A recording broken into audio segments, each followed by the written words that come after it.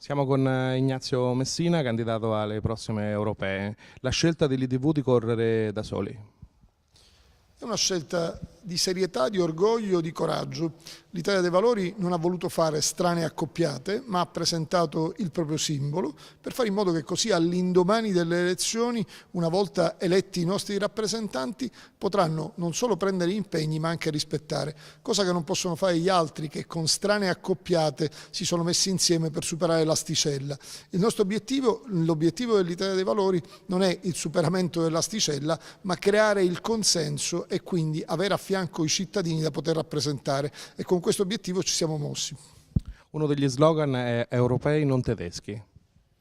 Sì, certamente non ce l'abbiamo con i cittadini tedeschi, il tema è politico e di politica economica. A noi questa Europa non piace perché è un'Europa che è soggiogata dalla politica della cancelliera Merkel e dove praticamente il paese più forte, che è la Germania, sta di fatto occupando economicamente i paesi più deboli. Noi riteniamo che l'Italia debba avere pari opportunità all'interno dell'Europa, debba contare. Dipende molto certamente dai rappresentanti italiani in Europa, perché è chiaro che ti devi anche far rispettare e quindi per questo è importante mandare in Parlamento europeo chi è in condizione di prendere gli impegni, ma anche i governi italiani devono sapersi far rispettare. Quindi non andare lì a chiedere sempre di sforare qualche parametro, ma con grande orgoglio dire: noi siamo la prima superpotenza mondiale della cultura, su questo vogliamo che investa l'Europa, sull'ambiente, sulla cultura. Questo è il tema vero, è inutile che pensiamo alle mega industrie che poi danneggiano come l'Ilva di Taranto anche la salute dei cittadini. Pensiamo al nostro ambiente, pensiamo al nostro patrimonio culturale straordinario e su quello creiamo le fonti della nostra ricchezza, facendoci rispettare in Europa. Quindi pari opportunità in Europa, stessi contratti di lavoro per i lavoratori italiani e i lavoratori europei, per fare in modo che ci siano gli stessi diritti e non soltanto le stesse tasse da pagare. Quindi questi sono i valori che l'IDV tenta di portare in Europa. Ce ne sono altri oppure vogliamo parlare un pochettino dell'emergenza lavoro? Ma il problema vero è l'emergenza lavoro, quindi anche andare in Europa significa affrontare un'emergenza che è quella del lavoro. Oggi nel nostro paese il problema vero è il lavoro, ma il lavoro non regolare il lavoro che c'è, come col Job Act si sta tentando di fare. Il problema serio è che il lavoro secondo noi non c'è e quindi vanno create le occasioni di lavoro. Voglio anche ricordare che l'Italia dei Valori c'è già stata al Parlamento europeo in questa legislatura e ha fatto delle battaglie importanti proprio a tutela dell'interesse del paese, dell'Italia, dell'interesse dei lavoratori italiani, dell'interesse dell'economia, dell'agricoltura italiana, e questo ha sempre fatto e quindi vuole continuare a farlo. L'altra questione, sempre in tema di lavoro, è fondamentale che ci sia un fisco europeo per fare in modo che le nostre aziende paghino le stesse tasse delle aziende inglesi, francesi, tedesche. Non è possibile che i piccoli e medi imprenditori, che poi sono il perno della nostra economia, dell'economia italiana, paghino il 46%, compreso il costo dell'energia, quando in Europa la media è 21%. È chiaro che non potranno essere mai competitivi. E l'altro elemento, vedete, parliamo sempre comunque di lavoro, perché se rimetti in moto l'economia, rimetti in moto il lavoro, e se un paese non dà occupazione, ma è al contrario, come oggi in Italia, al massimo della disoccupazione dal dopoguerra, è chiaro che non rimetti in moto l'economia, ma vai sempre peggio. Non è tassando che risolvi il problema, ma è tagliando sprechi e andando avanti. Ruolo delle banche. Noi prevediamo l'istituzione di un tasso soglia di usura europeo per fare in modo che la Banca Centrale Europea, che eroga credito alle banche nazionali allo 0,25%, poi imponga di erogare credito a non più di 5 punti oltre lo 0,25%. Quindi fare in modo che oltre quel tasso è usura, ma non solo in Italia, ma in tutta Europa. Allora vedrete che gli imprenditori italiani ritornano a essere competitivi. Pensare che in Italia il credito alle imprese, quando lo fanno le banche, è all'8-10%, in Germania al 2%. È chiaro che non c'è nessuna impresa che riesce a sostenere una competizione di questo tipo. Per quale motivo noi dovremmo non contare in Europa? Dobbiamo al contrario riprenderci i nostri diritti e andare a pretendere le nostre ragioni in Europa. Delle battaglie che l'IDV sta portando avanti, fra le battaglie c'è la legge Fornero e la redistribuzione, diciamo, dei beni confiscati alla mafia. Sì, L'Italia dei Valori ha dichiarato guerra alla riforma Fornero. Noi riteniamo che sia stata la peggior riforma del lavoro dal dopoguerra a oggi, una riforma che ha colpito lavoratori e datori di lavoro allo stesso tempo, creando nuova disoccupazione. Non è mai accaduto. Normalmente quando fai una riforma del lavoro lasci contento il lavoratore, scontenti il datore di lavoro, viceversa. In questo caso ha danneggiato tutti.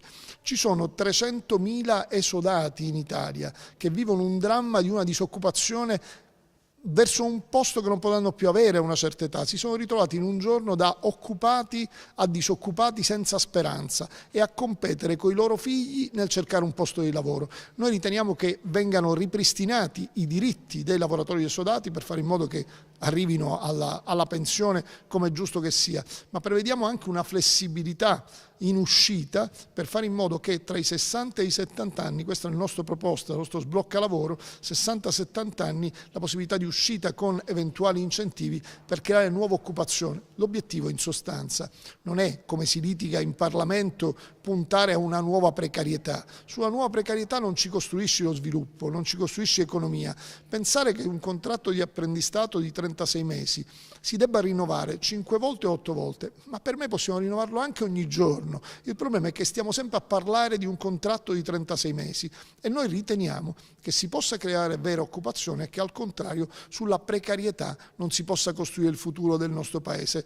Per quanto riguarda la mafia, noi siamo l'unico partito che oggi può dire di lottare seriamente alla mafia, perché la mafia la colpisci nell'economia, non è che la colpisci in altro modo, arresti, ma confischi i patrimoni. Ecco, noi riteniamo che il patrimonio confiscato alla mafia, stiamo raccogliendo le firme perché c'è un disegno di legge di iniziativa popolare, come quello che abbiamo fatto per eliminare la Fornero e sbloccare il lavoro, che prevede la vendita di questi beni confiscati, dopo aver garantito la funzione sociale, che è giusto che sia, comuni, regioni, associazioni che fanno richiesta di questi beni vengano assegnati, ma dopo vengano venduti. Non ha senso, ci sono 1.700 imprese, aziende che chiudono perché mal gestite. E la gente poi comincia a dire, io ero in commissione antimafia nella precedente legislatura, mi dicevano quando incontravo i lavoratori rimasti a spasso perché le aziende chiudevano in queste gestioni commissariali, dicevano ma quando c'era la mafia si lavorava. Allora il messaggio dobbiamo proprio evitarlo, dobbiamo lottare la mafia dicendo abbiamo confiscato il patrimonio, lo stiamo utilizzando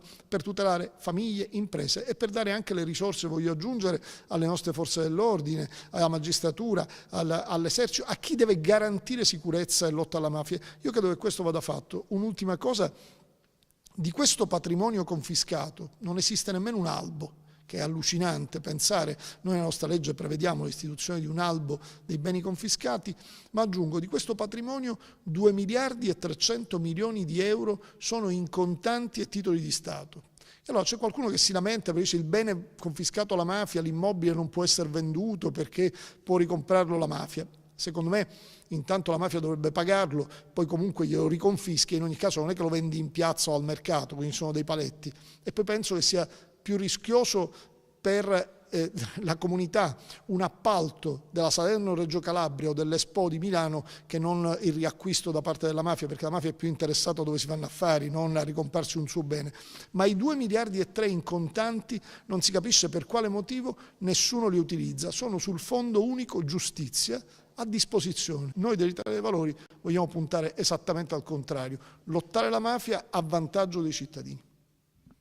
Paolo Brutti, candidato alle prossime europee. L'importanza di portare l'Umbria in Europa e l'Europa in Umbria.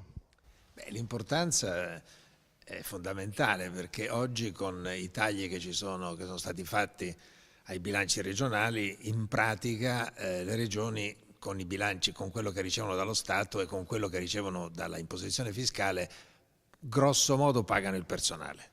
Quindi per poter fare investimenti è necessario approvvigionarsi altrove e questo altrove c'è un unico punto da cui possono provenire queste risorse ed è l'Europa. Per quello che riguarda l'Umbria, praticamente la totalità degli interventi per quello che riguarda l'agricoltura, per quello che riguarda l'industria manifatturiera, per quello che riguarda il mercato del lavoro, si possono fare soltanto attraverso i finanziamenti europei. E quindi da questo punto di vista c'è un'enorme importanza per garantire che queste cose si seguitino a fare, che migliori anzi il coefficiente di partecipazione dell'Umbria alla spesa, diciamo al contributo europeo e soprattutto che tutto quello che l'Europa ci mette a disposizione poi effettivamente l'Umbria lo possa incassare facendo dei programmi e dei progetti che realizzino il 100% delle risorse disponibili. Oggi l'Umbria è ancora intorno al 70% e quindi da questo punto di vista c'è molto da lavorare, perché il 30% di risorse non sono una cosa che si possa disprezzare.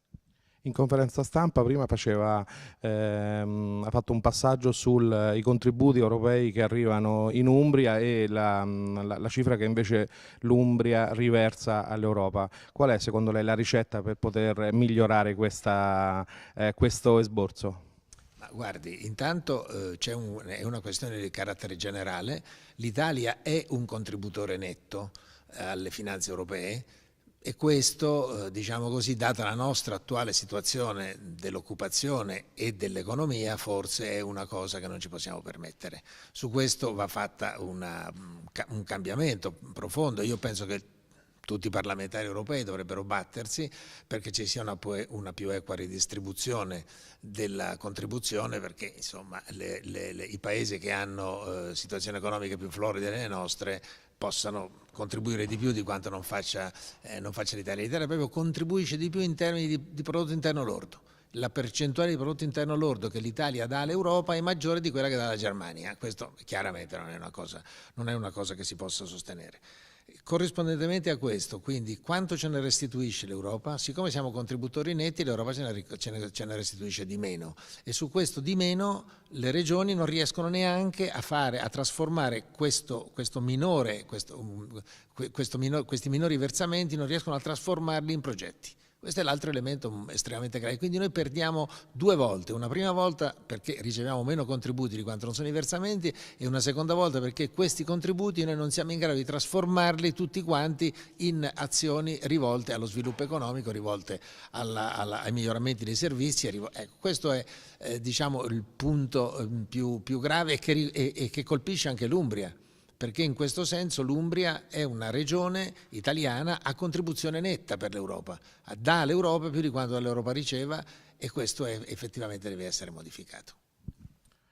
Un'ultima domanda: una delle piaghe della società odierna, fra la criminalità organizzata, fra la mancanza di lavoro, fra una serie di situazioni negative, c'è anche quella del gioco d'azzardo e della malattia legata appunto al gioco. L'Italia dei Valori si è battuta in questo senso?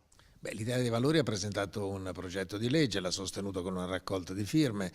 Il progetto di legge oggi è depositato presso le europarlamentari. Sulla base di questa spinta dell'Italia dei Valori, diciamo come stanno le cose, insomma, che siamo stati i primi a sollevare il problema, e all'inizio quasi quasi insomma qualcuno ci prendeva anche per chi stava esagerando. Poi invece la questione ha preso un grande corpo e si è sviluppata l'attenzione su queste tematiche, e oggi tutte le forze politiche vengono proponendo delle soluzioni a questo problema. Però c'è poi una questione di fondo che è abbastanza incomprensibile, perché tutti dicono che il problema è enorme, che il problema è gravissimo, tutti dicono che siamo di fronte a qualche cosa che somiglia alla tossicodipendenza. La dipendenza dal gioco d'azzardo somiglia alla tossicodipendenza, e che questo colpisce giovani, anziani, fasce di popolazione anche a reddito molto basso. Vengono dette tutte queste cose. Si dice anche che su questo gioco d'azzardo prospera la criminalità organizzata, perché